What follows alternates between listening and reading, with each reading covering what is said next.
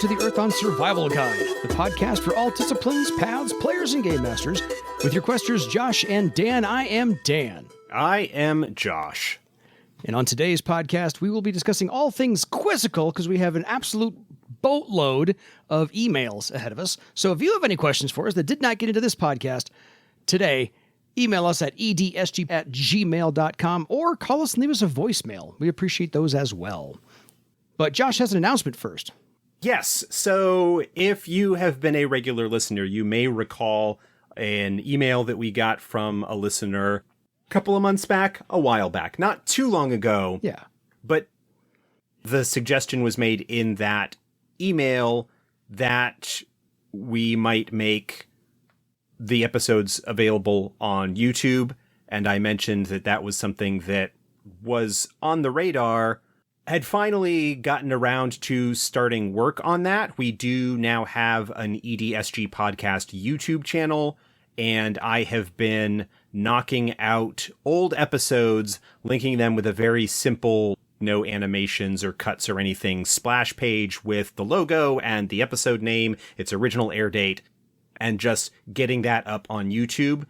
As of this recording, we've got episodes 1 through 7 up and released. The hopeful plan right now is to have old episodes release Monday and Wednesday, and then on the Friday have the YouTube release of the episode that dropped live in the feed that week. So the new episode will still go up in the podcast form on Wednesday, with the video format going up on Friday. So feel free to subscribe, go back and watch those old episodes if you want, or just listen to them because there's no actual video. You can listen to it just fine. Yeah. Click like, share them, whatever. But be specific when you search on YouTube, because EDSG pulls up something else. Make sure it says EDSG podcast. Yes, EDSG podcast. Although I don't know, I haven't run the check. If you just search Earth Dawn, it's possible that it might show up on there because I have Earth Dawn as one of the tags for all of the videos. So you might be able to find it that way as well. Also, because all of the actual video titles are Earth Dawn Survival Guide episode, whatever. There you go. So Earth Dawn might always find it as well if you don't look for EDSG podcast. I should probably start dropping the link to that channel in the show notes as well. I have been taking the opportunity, since I've been copying the show notes from the podcast feed into the YouTube channel when I upload the videos for that, to update the podcast feed with the updated links and handles for Twitter and so forth, because I changed mine and the podcast's Twitter handles at some point during the production to make them a little bit better and all of that. So I'm kind of like cleaning things up as I go through there. Related, also in that email, was the suggestion that perhaps with things loaded up to YouTube, we might have a way to get transcripts available. It does, in fact, turn out that YouTube will do their sort of auto captioning, which will generate a file that, of course, does not distinguish between Dan and my's voice, does not always understand the words that we are saying, and so forth. If a kind listener wants to help us out by working on cleaning up that transcription stuff, the transcription. So you've already got the file. Really, all that you would need to do is like break it out, marking when I speak and when Dan speaks, and fixing like spelling and stuff like that. That would be a big help, because I started doing it on the first episode and it's kind of tedious, to be perfectly honest. I don't think I got more than maybe 10 minutes into the first episode. Creating the videos, I've got the template all set now. It's just a matter of generating the new splash page, dropping the audio in, and then setting it to process the video. So it takes me, in terms of actual dedicated work, probably now like about 5 to 10 minutes to get things set for the new episode. And then I just let the computer process it in the background. And then when it's done, I like have to do some stuff to get it loaded up to YouTube. So it's at this point now a pretty easy process for me to get the videos put together and up there. And now it's just a matter of the time involved and the number of episodes that there are to get them all up to date there. But let me know. Send us an email, poke me on Twitter, whatever. If you do want to offer to help out with the transcript stuff, that would be awesome, and I would appreciate it. I think that covers everything. Definitely appreciated. So, onto our email portion of the episode, because this is Email Palooza, 8, 9, 13, something like that. Not entirely sure. Hi, Dan. Hi, Josh. This is from Brendan. Whatever it is, it's all emails all the time. Oh, totally. Could an adept casting the spell experience death, use their glimpse through the deceased's senses to use talents like disguise self or mimic voice on any name givers they see or hear in the vision? Thanks. Love the podcast. No. Yeah, because it's one-sided, isn't it? Yeah. You are not able to change or interact with anything that is there. You are merely witnessing what happened the way that it happened. You can't influence or change or actually interact with anything. It's just like watching a video in a sense, or like a virtual reality kind of thing.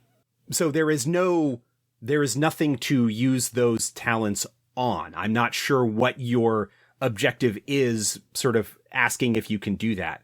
What you could do is, having experienced the vision, you could then use the information that you glean from that to potentially use mimic voice or disguise self or whatever to mimic those who you might have otherwise only seen in the vision.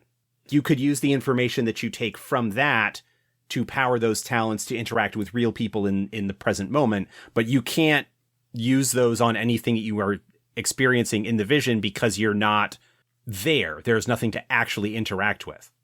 Yeah, I figured it's like watching a TV episode. As much as you yell at it, nothing actually happens. That's just me. Okay, on to what we have as a long email from Matthew. Hello, Josh and Dan. In my group, we have just gotten to the point where we are thinking about group patterns, and my character is thinking about enchanting. Been doing a lot of reading also on Panda's alternative rules to the Heartblade, Earth Dawn 4th Edition, Anatomy of Discipline 33, Weaponsmith Part 2, posted February 2019. Thank you for being extremely specific on that one. Because enchanting takes a lot of effort, I came up with these questions. For all these questions, it pertains to being able to enchant an item. So the stage is now set. Ready, Josh? Here we go. 1. Okay. If you make your group pattern item something like a shield or a suit of armor, could you later add items to that like true elements or legendary items to make the item easier to enchant? Yes, technically. Spirit of the law, letter of the law? Well, we may circle around back to this, but if the idea is that when you are creating your group true pattern and you as the weaponsmith are deciding what item is going to represent you within the group, what item is going to be your group pattern item, if you want it to be your shield because that, metaphysically speaking, represents your role in the group in some capacity, yes. Right, so you could do that, and then just like any other item, you could, if you were trying to enchant that item later, do the other stuff that you would do in order to enchant it. But the problem that you run into there is that according to the way that magic theory works and the way that pattern items work, if you are intending to enchant that shield to become, say, a thread shield later on, it cannot be a thread shield and still be a pattern item for you in the group. Because the true pattern that it obtains to become a thread item will override whatever connection that it is otherwise representing between you and the group true pattern. Because at that point, the item becomes its own pattern item. This is like weird, esoteric magic theory kind of stuff. Yeah. All of that said, personally, I kind of like the idea, and there is not ever going to be any kind of official support for this because it's messy and annoying and essentially a whole bunch of edge case exception nonsense that we just don't want to deal with in terms of writing rules because it makes everything a lot more complicated and everything. I like the idea of a thread item that can also act in a way as a pattern item, because that becomes even more dangerous in a sense. I just, generally speaking, yeah, I mean, I sort of see where the question is going, but the idea is not to turn a pattern item, particularly a group pattern item, into a thread item. The magic theory just doesn't really work that way. Fair. Question 2. If you already have an item built, can you replace enough pieces of it to keep the original pattern, but now have it be something that you built? What? Real Ship of Theseus stuff here. I'm not sure what the purpose of this is, except to perhaps try and take advantage of the weaponsmith's ability to spend karma relating to things that they have worked on or constructed. I think he's going for the suit of armor part, where if you eventually replace one piece at a time, you've now made a whole new thing. Yeah, because remember when we talked about the weaponsmith, they've got a few discipline abilities that kind of relate to that notion. Again, you need to divide in your mind the idea of a pattern item. Okay, something that you are maybe designated to be a pattern item or your representation in the group so that you can take care or advantage of a group true pattern, or an item that you are intending to enchant to be a thread item. If it is not yet a thread item, it doesn't really matter what's going on with it. Once it becomes a thread item, if it's a magic item, if it's a thread item, changes that you make to it could potentially alter the pattern of the item and therefore the abilities that it might display or manifest. But it's also very likely that down the road, those changes that are made to it would be key knowledges of the item. That somebody who is using that item decades down the road might discover that the rank 5 key knowledge is the haft of the axe was replaced, who did the replacing and why. That kind of thing. Yeah. One of the things about thread items and pattern items and enchanting thread items is that the rules aren't really designed to allow you to make your own magic items in that regard. Again, like from a storytelling perspective, there's a lot of really cool stuff that can go on there. But essentially, once you have a thread item, changes that you make to the item, especially notable physical changes, could affect the item's abilities and the key knowledges associated with them.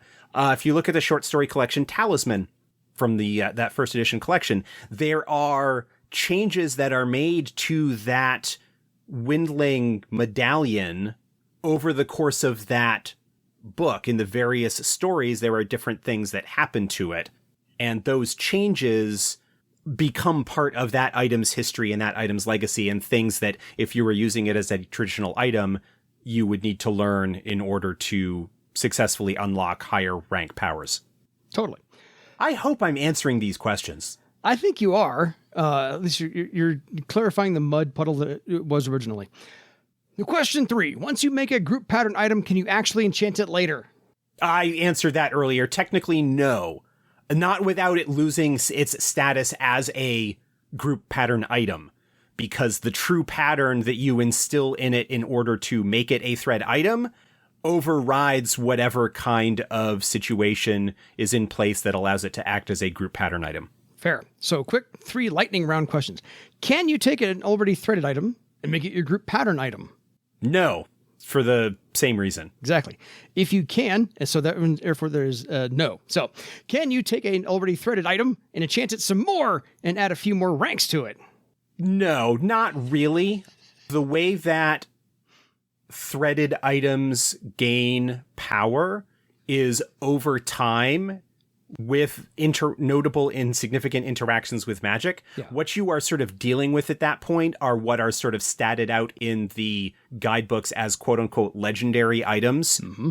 Generally speaking, what you would do as an enchanter, assuming that you are making the initial threaded item in the first place, is you make it at whatever tier it is. Let's say that you make it a novice tier item, so it initially is created with only 4 ranks. Over time, and again, we're talking notable periods of time, individual lifetimes, and significant involvement with notable magical effects, it might gain additional like rank 5, rank 6, rank 7, whatever over the course of time. And usually those higher ranks above the item's normal rank limit based on the tier would all have deeds associated with it to represent the things that you need to do to continue, or that were done in the past in order to make it more powerful. Not deliberately so, but things that happened for it to become more powerful, and things that you then need to sort of do in order to empower those higher abilities. Fair enough. Yeah, once you've got say a journeyman tier thread item, so it has sort of by default 8 ranks by the way that things are built in the system currently, you can't then really go back to it and make it, oh, well, now I want to make it a warden tier, so it'll have 12 ranks. At that point, you are like potentially causing serious alterations to the item's true pattern and might end up causing more problems and stuff like that. Fair enough. So Matthew had a list of suggestions for future topics on the show. Those are noted. We will not talk about them here because we got a bunch of future topic suggestions. Yes. We're not going to read through those. We've got them sort of all saved off in a folder, and we're going to go through. Some of them mentioned things that we already had planned. Some of them were some good suggestions, and we will sort of look at those and take them into account. We'll figure those out later. On to one from Captain Olimar. Hey guys, I'm still rolling through the episodes, and I'm on episode 90. Love the dragon episodes and had a question. I thought I read somewhere that Spain and Portugal were known as the land of spikes and fangs. Correct me, please. Thera does not own a... So, is that true? Anything you remember? The only thing that I'm aware of when it comes to the Iberian Peninsula is a reference in the Theran Empire sourcebook, which refers to that area as the Slithering Wastes. Oh, okay. And there is virtually no information sort of beyond that name about it.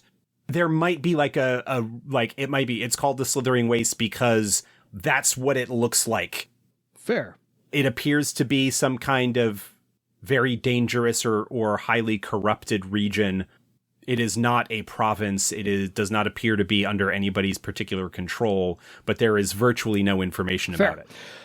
Thera doesn't own a province here, and I was wondering if this was because of dragons or horrors or immortal elves. Sailing northward to the east side of the Bloodwood, east of Bloodwood, north of Barsaive and south of Shosara, is this a 600 to 1300 mile area of wild hinterlands? Trekking southwest to Europa and sailing to the eastern coast of the Aris Sea.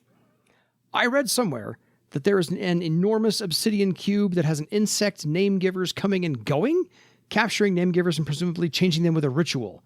Is this my imagination going crazy? If not, is it possibly going to be in the Europa sourcebook?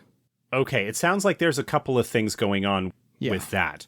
The area north of Bloodwood, north and east of Barsaive, until you get up to Shosara, is largely kind of vaguely undefined wilderness. There's not anything in particular that is specified there. The Elven Nations book, in the section that talks about Shosara, does talk about the region off to the east of Shosara as this kind of vast, trackless, high grass plain with very little information about what is located there. This is deliberate. This is, yes, there is a whole lot of real estate out there, but, it's just big open space to, if somebody in their game wants to drop something interesting there, or we find some reason to continue to expand out into that area, then there's space to do so.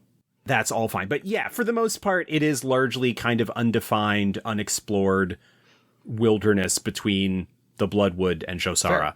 Off to the other side of the Aras Sea, we've got the people across the Aras Sea. They are mentioned in the Serpent River book, as we have discussed on previous episodes where there has been a question or questions about them. I am well aware of them. They will not receive a whole lot of additional expansion. I will maybe answer a couple of questions, but those questions will just raise more questions, or those answers will just raise further questions, or something like that. Just how it should anyway, yeah. Morgan and I have had a sort of developer story conference about them.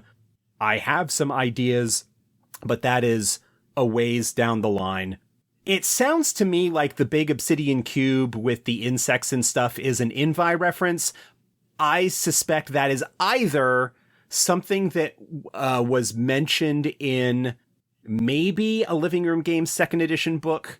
It's possible. I really don't know the info on that very well, whether that was Scourge Unending or Scourge Unending, I think it may be the most likely one, because that had some stuff from the Returned Earthdawn, which happened in their continuity of things. Or just as likely that it was something that somebody developed for their own home game, and that it has shown up and been mentioned in various other places, because a lot of people really like doing stuff with the Invi. Because bug spirits, you know, like, they're kind of cool and all, but it was not certainly something that was part of any first edition material or... Yeah, nothing about that rings a bell to me. It's possible, because I haven't really reread the book itself. There might be a reference to something maybe in the Theron Empire book. One of the provinces might have a reference along those lines, but that doesn't ring any bells for me on that. But it feels like an Invi thing that somebody came up with for their home campaign. That's what it feels like in terms of a description. Absolutely no worries.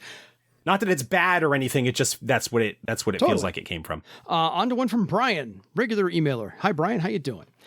Just listened to the Gen Con wrap-up podcast. Great job again, guys. Keep up the good work. I was in Josh's Saturday game. I had a blast. A good friend of mine played in this Thursday game, and he had a great time as well. You talked about Jarol a few episodes ago. Appreciate that. In my 4th edition campaign, he has stepped down as the head of the Eye of Thrall. You have to retire sometime, right? But is treated as some sort of spy master emeritus. He encountered my players and sent them off on a mission to deal with some bad guys from Thera. You also recently asked about topics we would like to see covered. I think an episode of the various scrying houses would be great. Hang on, Brian, we're getting to those. I'd also love to see a discussion about Kratos. I know the book was a 3rd edition book, but a discussion of the city and what it was like would be awesome, especially if you would be able to solicit some questions from the audience to answer in the episode. Keep up the good work. Love the podcast. Yep, I've played with Brian multiple times. He's a Gen Con regular. It was good to have him at the table, and it was a good game. All 3 of the games, like I said in that wrap-up episode, were a lot of fun. I wish I was there. Did not have the chance to travel. So anyway, so on to some longer emails we've got here. So this is the other half of the episode. I promise you it's going to be a long one. Dear Josh and Dan, this comes in from Patrick. First of all, not F-I-R-S-T, T-H-I-R-S-T. Thirst of all, thank you very much for this great podcast. I discovered it 2 months ago. Since then, it is spicing up my numerous working hours on the field, where I listened to crisscross through almost 3/4 of the episodes until now. A couple of years ago, some friends who play Earthdawn since their childhood introduced me to the game, and I immediately got hooked on it. I soon took over the Game Master's role to make us play more often. My friends only ever played 2nd edition, and we still use this big carton box full of very old Earthdawn books and long-forgotten character sheets. So I always thought Earthdawn must be some kind of thing from the past. It was a big surprise when I stumbled across your podcast and discovered that there is actual content and new books published, and the Earthdawn universe became even more alive to me. In one of the first episodes, you mentioned the number of listeners following your podcast. Considering myself a devoted follower by now, I'm curious to know if the popularity of your podcast has grown over the past years, as it would deserve? Is-ish. Like, it's been growing slowly. I mean, in terms of our actual listener numbers, they've been fairly steady for a while.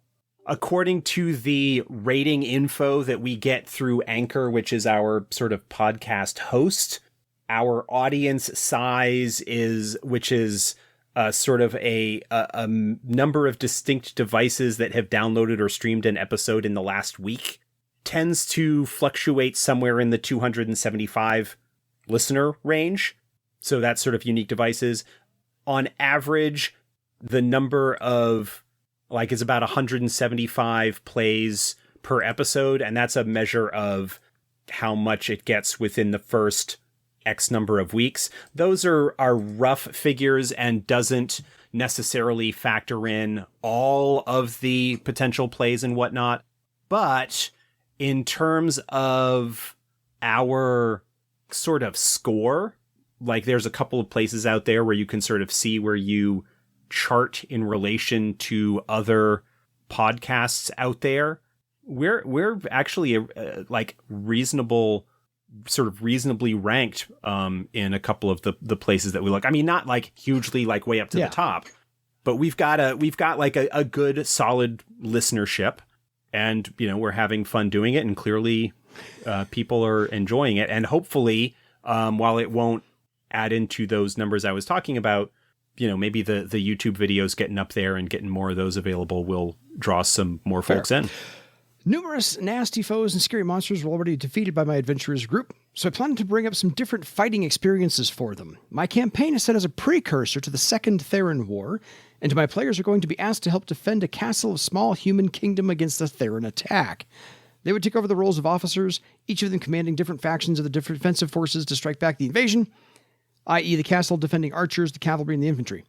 I plan to create stat blocks for both the allied and enemy factions, including attack power, initiative, so my players can roll for their factions as an entity. I also want to allow the characters to take actions for themselves, like boosting up their factions with talents such as tactics or social actions to improve their courage, or positioning themselves either in the back row or front row. I imagine it kind of similar to an airship fight, but having a battle map with different zones, which would be occupied or lost depending on which faction wins or loses a round. Of course, there would be some cinematic surprises included. Do you have any advice or ideas concerning mechanics to make this an epic and fun, yet not too complicated and overwhelming experience for the players? No is a perfectly acceptable answer. Not really.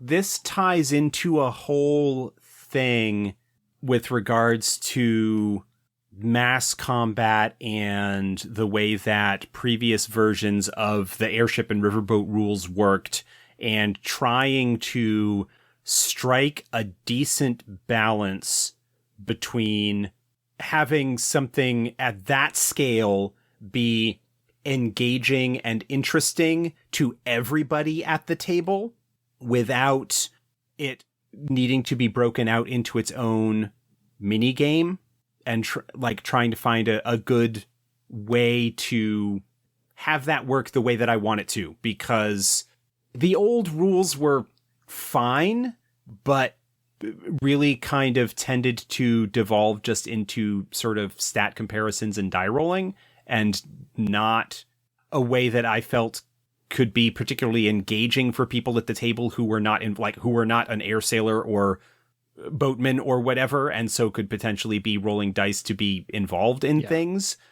So no, I don't really have any suggestions for that. The one thing you might possibly look at, and I don't necessarily know how applicable it might be for your game if you are still sort of playing mainly second edition stuff. I think there are, in maybe both in Iopos and in Empty Thrones, there are stat blocks for groups. There's like a mask sort of that has been kind of created to allow you to do a group of adversaries as a single stat block, and how that works. I don't remember whether there's any in Iopos, but I know there are some in Empty Thrones. And that could provide at least a basic idea, a stat block that you could use as the basis for sort of rolling combats if you are dealing with squads and troops and whatnot. But no, I think ultimately there are a couple of different ways you can handle it. One is to try and break it out into its own sort of mini game where they've got stat blocks and you are making decisions and whatnot. I know that there are people who enjoy that sort of play. I'm not particularly one of them offhand. I kind of prefer dealing with those sorts of things as events that are sort of serving as the backdrop to the activity of the player characters, and maybe having the player characters, what happens to them over the course of a few rounds of combat, maybe influencing what's going on. There was a blog post I did on Faza Games a couple of years back talking about chases and pursuits, and that's all kind of like an extended challenge kind of thing. You might maybe look at that as a way that you could structure an encounter so that the player characters could influence what's going on based on how they succeed at various tasks or tests during the course of a large-scale combat like that. You might even decide to go and pull something from a different system entirely that's designed to handle that. Yeah, because role-playing games were born out of wargaming. Because they were, yeah. There's a... You're just retconning a little bit. Going back in time on rules. I can't remember the name of the game right now. It's based off of Blades in the Dark.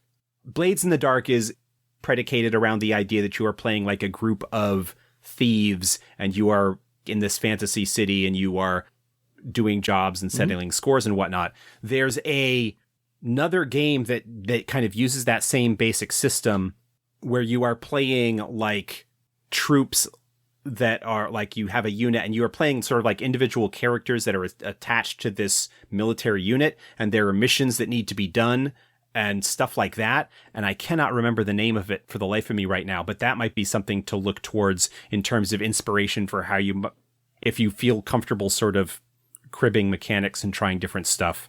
It'll come to you by the end of the show. But if all else fails, to actually add a thought to Josh's point, Empty Throne's book, page 213, Opponent Groups. Game information, how to run groups, actions, applying damage, bonuses and penalties, yada, yada, yada. So aim for that right there. Band of Blades is the name of that game. See, I was trying to think of it was like had something dark, and because a lot of those games based off of Blades in the Dark are called Forged in the Dark, like the same way you've got like Powered by the Apocalypse. They're called Forged in the Dark. And so I was trying to think of dark, which is why I wasn't coming up with it, because it's got blades in the name and not dark. It's banned. There was an actual play. This is why I know about it. An actual play of Band of Blades that was done as a limited series by the folks who do the Crit Show podcast. Yes. That is part of their regular feed. So you don't even necessarily need to be a fan of the Crit Show normally. You don't need to like subscribe to their Patreon or anything. It's available in their feed. If you go to their website at thecritshowpodcast.com, it's under Let's Play Band of Blades. It's like 5 episodes or something like that, and gives you a taste of kind of how the game flows. Nice. Patrick's last topic is about the Mystic Paths book, which he recently purchased, and crossing the editions. My group's troubadour already entered the messenger path, and it is fitting great into his character, yet many talents presented didn't exist in 2nd edition yet. I also think the concept of knacks was introduced later. Usually, my style is focused on the story and the player's experience, not on sticking to every rule, so I think I could sort out what to use and what not. Anyway, do you think implementing the Mystic Paths or other new content into earlier edition gameplay creates problems that can lead to major gameplay imbalances? No, I don't think so. Obviously, there might be some things that are requirements as part of a path that are not in the mechanics of a previous edition, like talents, might have changed. There might be a new talent or whatever. But I think broadly, I don't think that there's any real balance issues with that. Knacks, as a quick sidebar, were actually originally introduced in 1st edition. I don't think that they ever made it into 2nd. I don't think that they published enough books. Doesn't ring a bell. I know they didn't have them in the 1st edition or in the 2nd edition core book. I don't think they put them in the companion, the 2nd edition companion, because knacks were introduced in Earth Dawn as part of the Magic, a Manual of Mystic Secrets source book from 1st edition.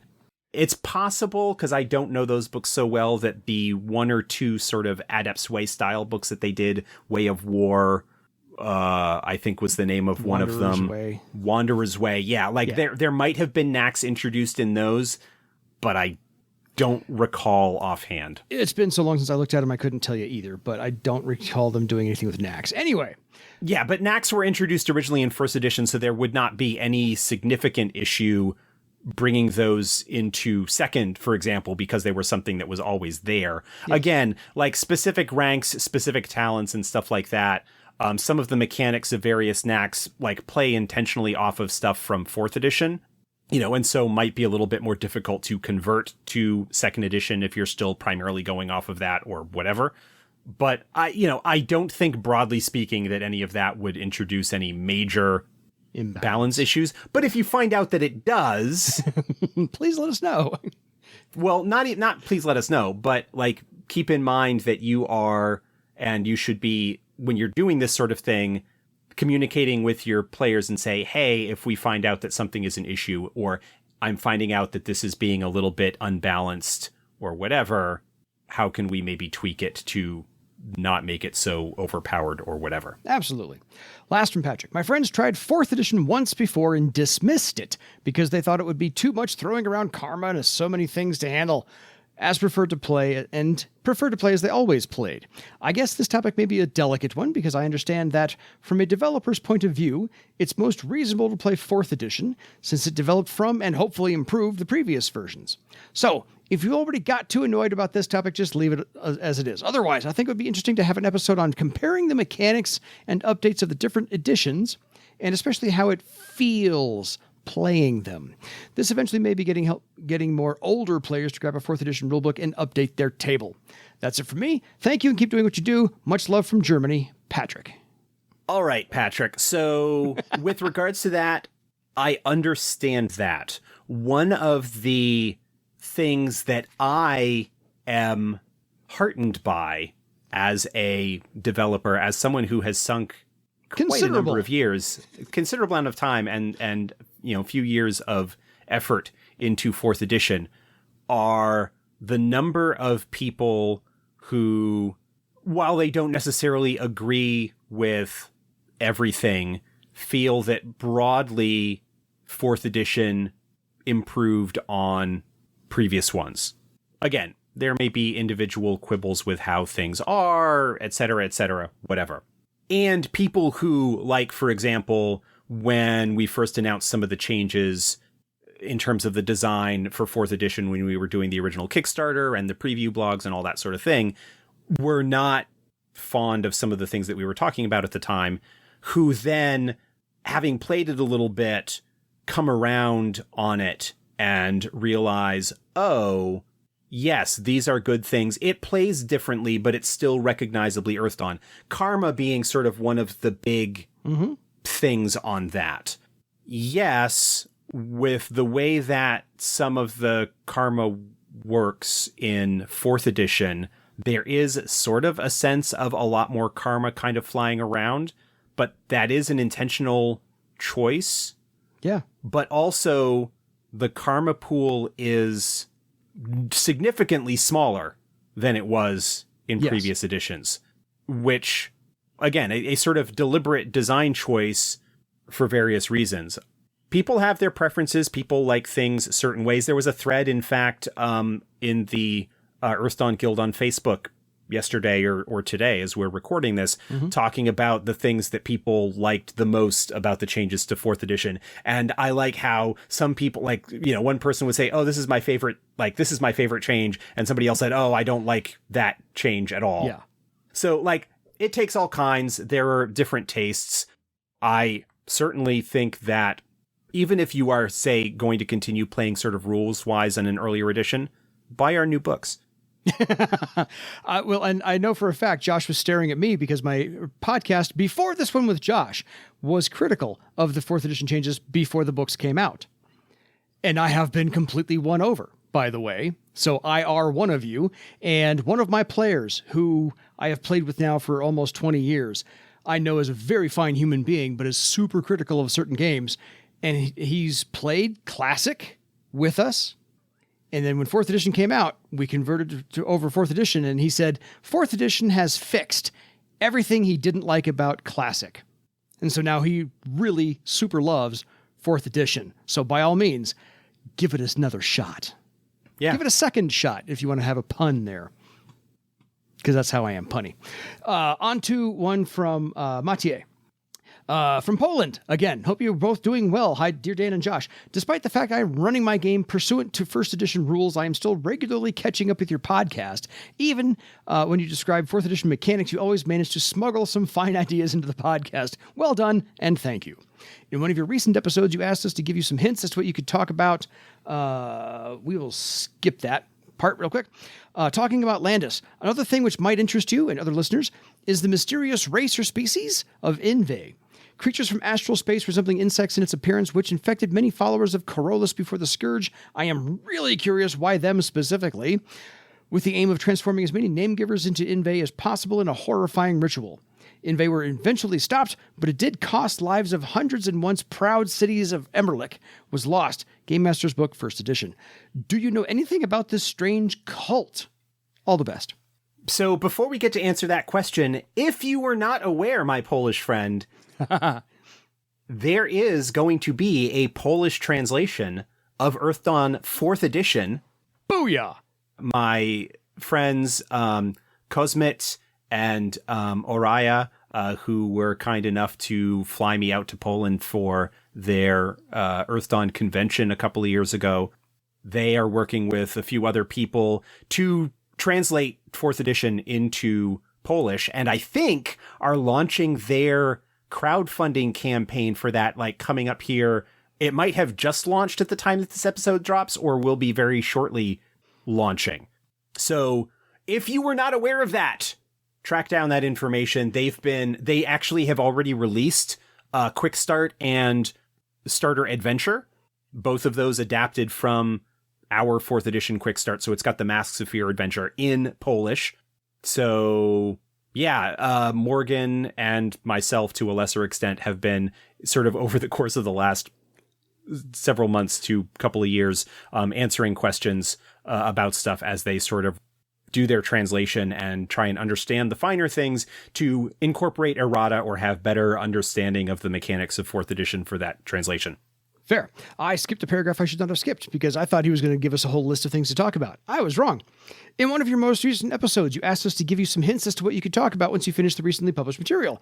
As I am still running my campaign in the vicinity of Vivain in 1506 Thrall, I have been trying for some time to get a hold of any information surrounding the ancient, pre-Scourge human kingdom of Landis. Unfortunately, to my knowledge, there isn't much that has been published. There was a short passage in the Vivain sourcebook from 1st edition devoted to Landis, 1 page, while Carafad earned itself an entire sourcebook. It's not fair. I only know that Landis was mostly inhabited by the human tribe of Galeb, and its main cities included Vava, Kelensk, and Tisora, Carafad sourcebook map, and that Landis wasted its resources during Orichalcum Wars in its strife with Carafad, which ultimately led to its destruction. Please let me know what you know. Yeah, that's about it. There's a little bit, not a lot, but a little bit more information that you might be able to glean in the Empty Thrones campaign book. One of the adventure arcs in that book is based in a town right on the border of Carafad and Landis, and so there's a little bit of sort of Landis stuff connected to that, but not significantly. Landis did not ever receive a lot of story development in 1st edition. It has these teases and mentions and asides connected with a few thread items, a few legends and stories about the past. The Invi burnings, for example, you mentioned in the email. Yeah.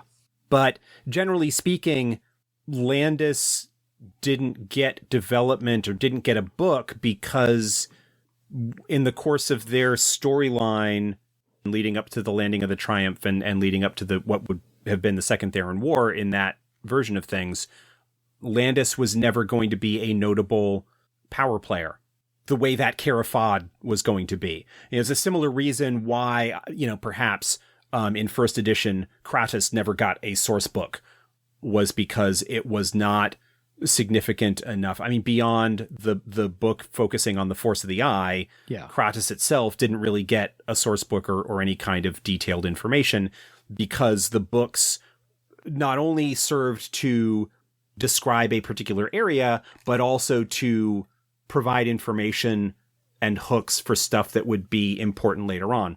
So yeah, there's not much about Landis kind of related to that. The Invi, if you are not familiar with Shadowrun, the Invi are a pretty big sort of cross-reference / Easter egg to Shadowrun.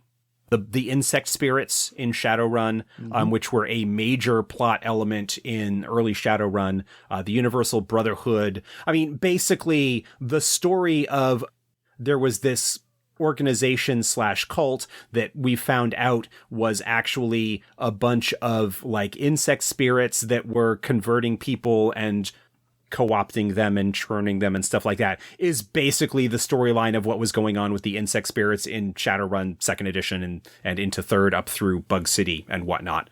These things show up earlier in a magic cycle and generally cause problems and stuff like that. A lot of people are fascinated by the Invi in a way and like having stories and adventures featuring them, in part because what are the coincidences we get 2 emails about them in the same week? Bug spirits and that whole storyline with the Universal Brotherhood and everything crossing over into some of the Shadowrun novels and everything through 2nd edition and whatnot was a huge, major, significant, awesome, slow burn reveal background kind of threat where the player characters in Shadowrun could maybe make a small difference in individual cases, but overall there was too much going on for anybody to really stop it, except in particular circumstances. And the Invi burnings, the Invi in Earthdawn are just are that same story. But we are much later. Yeah. But we are also much later in the magic cycle and things are very different. They're okay to turn up as a threat or adversary. I mean, early in my running games, I had them kind of show up from time to time. But I don't know that we have a whole lot. I don't know. I don't have any ideas for notable plot events or whatever that would fit any of the storylines of the books. I know that as I seem to recall, one of the arcs in the Living Room Games thing, I think perhaps in Scourge Unending or Barsaive in Chaos, was supposedly the old dwarf kingdom, the lost dwarf kingdom up in north central Barsaive, is it Skull Mountains? Yes, sounds right. No. There's the axe in the player's guide that's named after them. Is it Lorm's axe? No, not a magic item. There's one of the regular weapons. It's like a dwarf axe. Scythe. The Scythen Mountains. That's the one it is. The Skull Mountains are elsewhere. The Scythen dwarfs, the dwarf kingdom of Scytha, supposedly fell to, at least depending on where you get your sources, fell to the Invi, and so there are a lot of them still lurking around out there. They're cool. We've got rules for them in the GM's guide. I don't know. I feel like even though it wasn't in Earthdawn, I feel like the story of the Invi has sort of already been told in a sense. And certainly from a game development and world building point of view, I don't feel like there's anything interesting that could be done with them as far as a book goes. I think they make perfectly fine potential antagonists for individual campaigns or adventures, but I don't have any particular interest as a developer to really do anything extensive with them. Fair enough. We have one last email before we wrap this episode up, because this was Email Palooza 99. Whatever. Yeah. This is from Bart. Hey, Dan and Josh. Greetings from Poland.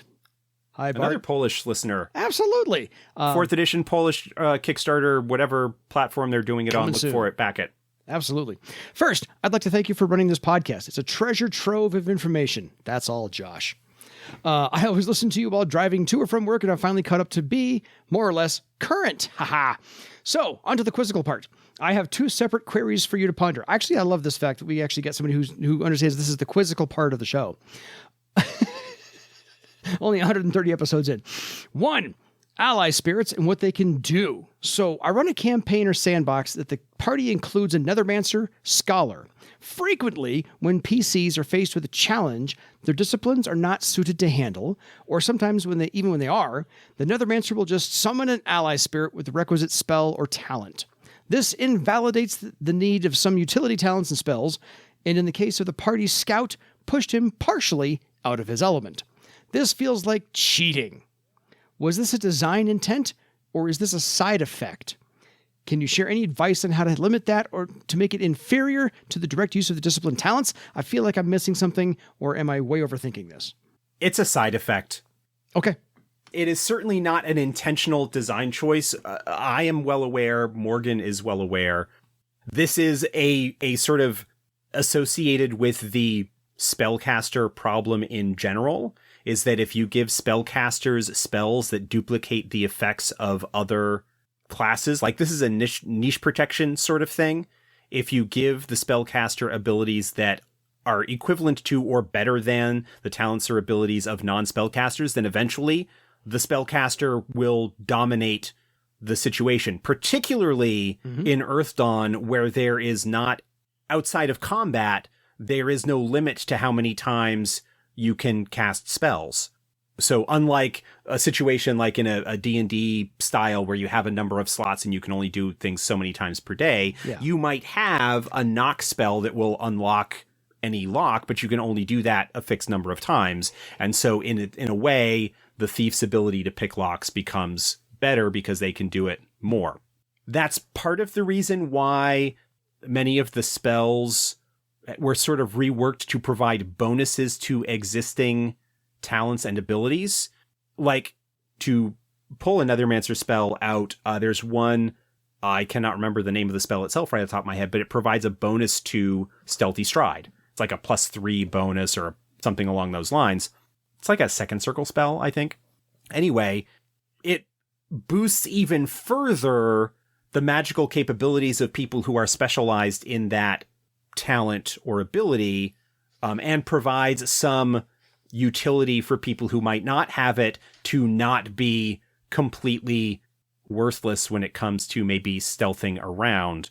But spirits run into a very similar kind of situation, which is part of the reason why summoning spirits was tweaked the way that it was, where it does take actual time to summon them, and that in theory you should bargain with them and make them characters rather than just simply a way to get around obstacles or problems that the group runs into. It's really, really nice if they are using it to solve problems that they otherwise wouldn't, but when you start using it to tread on the group role or the niche of a fellow party member, then that starts to get a little bit rough. My suggestion is, if they are leaning into the summoning spirits and having spirits kind of thing, one, make your spirits actual characters. Give them personalities, give them desires, give them goals that make them more than simply a way to whistle up a simple problem away. And lean into the negotiations and requirement for the spirit to want the summoner to do something in exchange or to offer something in exchange. That's sort of one way that you can approach it.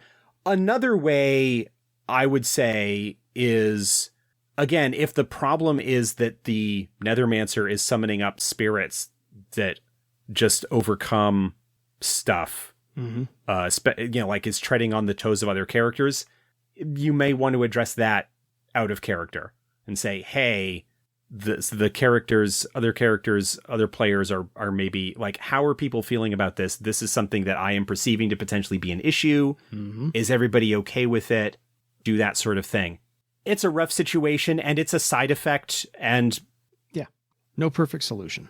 There's no perfect solution without completely ripping out the current summoning mechanics and rebuilding them from the ground up. One of the things that that Morgan was sort of leaning into was, rather than having summoning be a broad Swiss Army knife, you just kind of call up a spirit and it does a thing. Yeah. Of having more of the spells be deliberately spirit summoning flavored.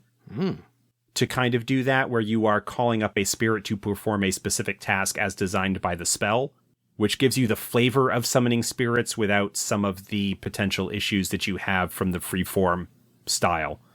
Fair. I hope that helps. Me too. Because he has a last question for the podcast, which I think is a great segue to wrapping this whole thing up. Last question from Bart in Poland. Do you have any advice how to deal with Game Master burnout? I'm running Earthdawn games since 1999, and on occasion, I'll hit a point where I can't think of any ideas for an adventure, and or I have problems with getting into character for NPCs. This can last for months, all the while I still want to play, and not being able to come up with something is frustrating. Any ideas how to rekindle the creativity or get inspired? Thanks again, and for the podcast, and passions be with you. I have encountered this problem myself. My group as well. Burnout is real. My first suggestion is communication with your player group.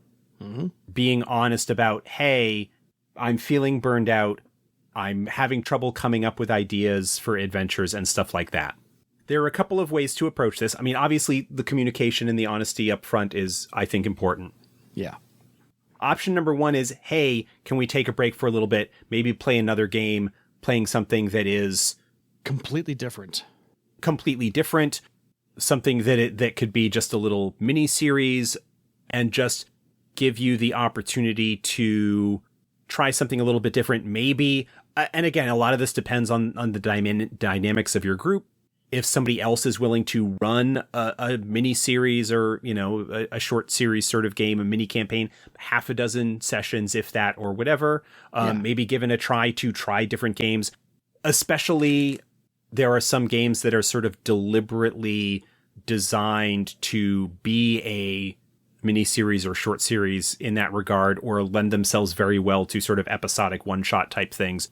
Monster of the Week, for example, works really well for that. A lot of those sort of powered by the apocalypse, forged in the dark kind of games can do that really nicely.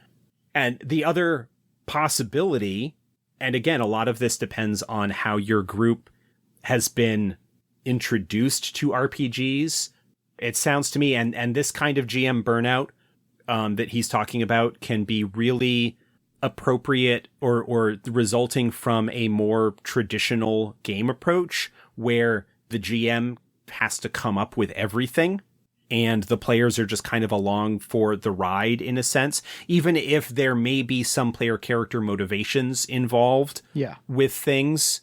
It's more of a, here is what we're interested in. Now you go out and you write this adventure and come up with this story. You might want to discuss in that communication with your group how they might be able to share some of the duties when it comes to adventure generation or story development or that sort of thing.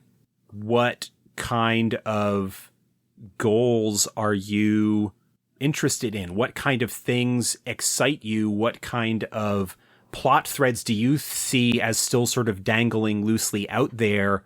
Not necessarily asking them to come up with the adventure, but finding out from them what they're interested in, what their character goals are, and what they might want to pursue, and just kind of taking some inspiration from that. I mean, I had that Gen Con wrap up where I was talking about, I had this basic framework for what was going on in a situation, and then just reacted to the player characters and what they were doing, thus had a lot less pressure to have things ready ahead of time. Yeah. No. It's rough, but, again, you get there, you have that honesty, that conversation, and either maybe take a little break from Earthdawn and try some other stuff, whether as a GM, again, if you were like changing up your genre quite a bit, like going from the sort of traditional high fantasy of Earthdawn to a sci-fi game or an urban fantasy game or something like that. Take a look at Starhold, for example, is a sci-fi game that has a very aliens survival horror kind of vibe to it. And that has some aspects of it where the player characters kind of get involved with the creation of the setting, but you still kind of come up with a puzzle, but it's different. Just trying different things and being kind to yourself. I mean, life is a thing. And sometimes you just don't have the energy or the creative juice. And sometimes you just need to let that well refill a little bit. Yeah. Before you go back to draw some more water. That well can be refilled through inspiration and other sources. No, a few things my group has done over the years is we will rotate. And if I say, great, I don't have anything, I've run Earthdawn in the past, and I said, great, I don't have anything after this. We can either take a break, do a couple of board games, and I know that online play is a whole different thing, especially right now in the years of COVID. But if you are playing in person, change it up, do a board game, do a card game. Completely different, just get together for the fun of it. And, or if other people do want to run a different game, we would rotate from Earthdawn to Call of Cthulhu to Chill to Numenera to Star Wars. Just change up whatever you've got, and that kind of reinvigorates whatever's coming next, because if you're on the opposite side of the screen, then you get to play one character instead of 15.